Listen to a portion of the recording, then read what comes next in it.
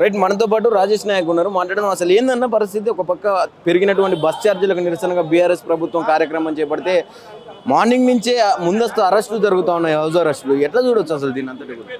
ఇది ప్రజాపాలన అన్న, అట్లే ఉంటుంది. ఇది ప్రజాపాలన, ఇది బరాబర్ అట్లే ఉంటుంది. ఎట్ ద సేమ్ టైం ఇవాళ 7వ గ్యారెంటీ అయినటువంటి రాజ్యాంగం అమలు, ఇది రాజ్యాంగం అమలు చేయడమే అంటారు కదా. రేవంత్ రెడ్డి రాజ్యాంగమే ఇది. ఇవాళ రాహుల్ గాంధీని కానీ ఒక్క 10 నిమిషాలు ఆపితే గగ్గోలు పెట్టిన ఈ దేశం, ఈ కాంగ్రెస్ నాయకులు ఇలా తెలంగాణ రాష్ట్రంలో మాజీ మంత్రులు, అదేవిధంగా బీఆర్ఎస్ ప్రధాన ప్రతిపక్ష పార్టీ అయినటువంటి బీఆర్ఎస్ పార్టీకి సంబంధించిన నాయకులు ప్రజల పక్షాన ఇవాళ రేట్లు పెంచితే, టికెట్ రేట్లు పెంచితే నిలబడితే తప్ప. ఇదా వీళ్ళు ఇచ్చిన రాజ్యాంగం, వీళ్ళు ఇచ్చిన గ్యారంటీ? ఇదా వీళ్ళు ఇచ్చే గ్యారంటీ? మేము ఏదో రోడ్డు మీద కూర్చొని నిరాహార దీక్ష చేద్దామని అంటే ప్రయాణికులను ఇబ్బంది పెట్టే ప్రయత్నం చేస్తారు అని చెప్పి నేను టికెట్ తీసుకుంటామా? నువ్వు ప్రయాణికులు ఎట్లా అంటావు? నేను టికెట్ తీసుకుంటా 100 రూపాయలు, ఈ నుంచి వెళ్ళి బస్ భవన్ వరకు 10 రూపాయలు 20 రూపాయలు పెట్టి టికెట్ తీసుకొని బస్ ఎక్కుతా. నువ్వెవరిని కాదని నీకు? కేటీఆర్ 10 రూపాయలు టికెట్ తీసుకొని ఎక్కుతాడా? హరీష్ రావు టికెట్ తీసుకొని ఎక్కుతాడు. రేవంత్ రెడ్డి ఎవడు? బట్టి విక్రమార్క ఆపనికి ఎవరు? ప్రజాస్వామ్యం కాదా?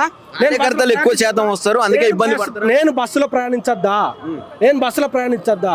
ఇక్కడ బస్సులో ఎక్కుతాం, ఆడ దిగుతాం, ఆడికి వెళ్ళి నా పని నేను చేసుకుంటా తప్ప.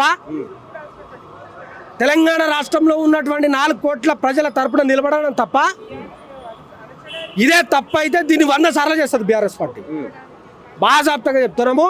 తెలంగాణ రాష్ట్ర ప్రజల తరపున నిలబడడమే తప్పైతే బీఆర్ఎస్ పార్టీ 100కు 10,000% ఇంకెక్కువ సార్లు చేస్తుంది. ఎందుకనంటే బీఆర్ఎస్ పార్టీ అంటేనే తెలంగాణ అంటేనే బీఆర్ఎస్ పార్టీ.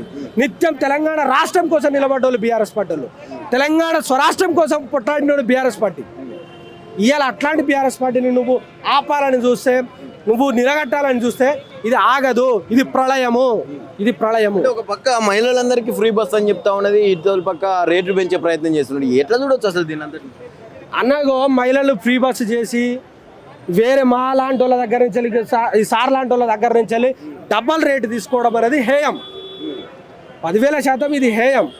ఇది చూడండి, మీరు ఈ సార్ చూపిస్తున్నారు చూడండి. 180 రూపాయల టికెట్ 1,530 రూపాయలు చేసి 1,600 చేసి ఎవరికి ఏమన్నాడు? ఉచితంగా ఎప్పుడైతే ప్రవేశిస్తారో లేడీస్ కు ప్రత్యేకంగా ఆర్డినరీ బస్సులల్లా 50 బస్సులు ఉంటాయి, 25 బస్సులు వాళ్ళకు ఉచితంగా కొట్లాడి, అదే పబ్లిక్ మొగోళ్ళ గురించి వాళ్ళు ఆర్డినరీ బస్సులను 2 విధాలుగా చేసి ఉచిత బస్సులు, పేమెంట్ బస్సులు అని పెట్టమని చెప్పండి. ఆడవాళ్ళంతా కూడా మమ్మల్ని, పెద్దవాళ్ళు చిన్నవాళ్ళని చూడకుండా మమ్మల్ని సర్వనాశనం పట్టిస్తున్నారు. మా సీట్లలో కూర్చుంటున్నారు మొత్తం కంప్లీట్. కనుక దయచేసి రేవంత్ రెడ్డి గారికి కానీ, పొన్నం ప్రభాకర్ గారు కానీ ఈ ఉచిత బస్సుల గురించి మాకు ఒక పెద్ద తలనొప్పి అయింది. నాకు 80 ఏళ్ళు ఉన్నాయి. ఇప్పుడు ఇంతవరకు కన్సెషన్ లేదు, 60 ఏళ్ళ కన్సెషన్ లేదు, 65 ఏళ్ళ కన్సెషన్ లేదు. మేము మనుషులం కనబడతలేము వాళ్ళకు. మమ్మల్ని అడగటానికి వీలు లేదా? ఏమి కాంగ్రెస్ ప్రభుత్వం కాదు. ప్రభుత్వాన్ని నేను విమర్శించడం లేదు. ఉచితంగా మహిళలకు ఇస్తే దాన్ని విమర్శించడం లేదు. కానీ ఉచితమైన బస్సులు ఎక్స్ప్రెస్ అవసరమా? వాళ్ళకు ఎన్జిఓస్కి అవసరమా? వాళ్ళ 50% లేడీస్ ఉద్యోగస్తులు మాకు అవసరమా ఇది ఫ్రీ అంటున్నారు. కానీ ఒకరి మీద ఒకరు ఎక్కి నానా యాతన పడుతున్నా. నేను ఇప్పుడు 1 ఇయర్ నుంచి ఎప్పుడైతే ఉచితంగా చేసిండో సీటే దొరకడం లేదు, ముందర సీటే ఇవ్వడం లేదు. కండక్టర్ కొట్లాడుతున్నాడు, డ్రైవర్ కొట్లాడుతున్నాడు. వాళ్ళు కూడా బేజారైపోయినారు. ఒక స్టేజ్ నుంచి ఒక స్టేజ్ వరకు ఇక్కడ ఎక్కి అక్కడ ఆడోళ్ళు నడుస్తలేరు, సర్వనాశనం అయిపోతారు. 30 ఏళ్ళకు మోకాళ్ళ నొప్పులు వస్తాయి, గుండె జబ్బులు వస్తాయి.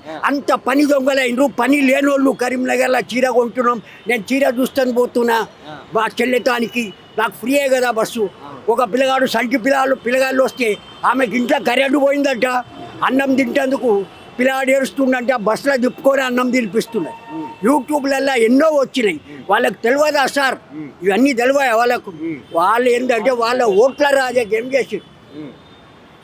ధన్యవాదాలు. బస్సులు నిజంగానే పెంచిరా? ఛార్జీలు ఎంత పెంచిరా? అరే బస్సులు 3 స్టేజీలకు 5 రూపాయలు ఉండే, ఇదివరకు 15 రూపాయలు మినిమం చేసిర్రు. 40 మా సభ్యులు కూడా నుంచి నేను ఇక్కడ వస్తే 25 రూపాయలలో వచ్చేది.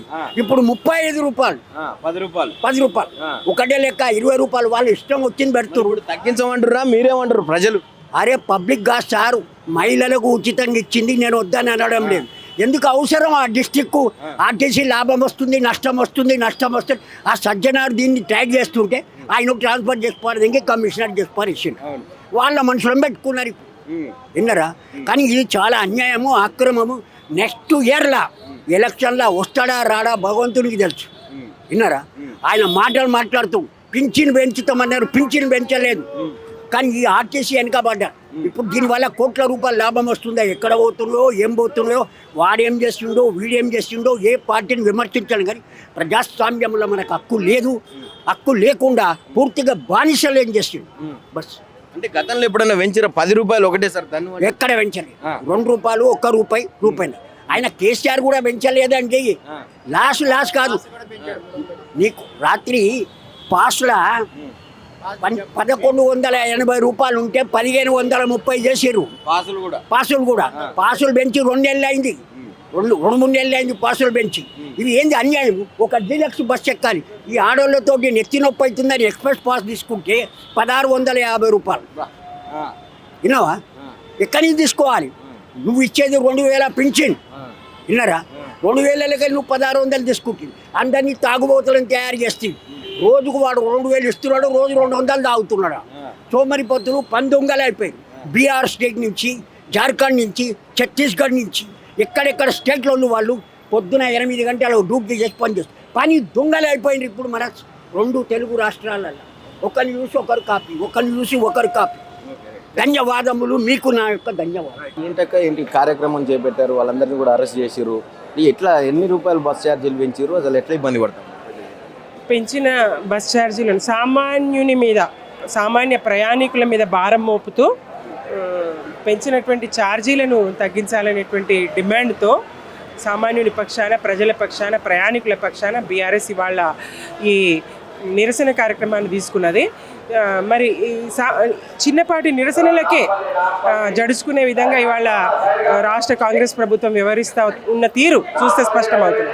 కంచెలు తొలగించినామని చెప్పి వాళ్ళ బస్ భవన్ ప్రాంగణం అంతా కూడా కంచెలు, ఎక్కడికక్కడ ప్రజాప్రతినిధులను అందరినీ అరెస్టు చేసే ప్రక్రియ, హౌస్ అరెస్ట్, అర్ధరాత్రి నుంచే పోలీసుల మోహరింపు ఇళ్ల చుట్టూ.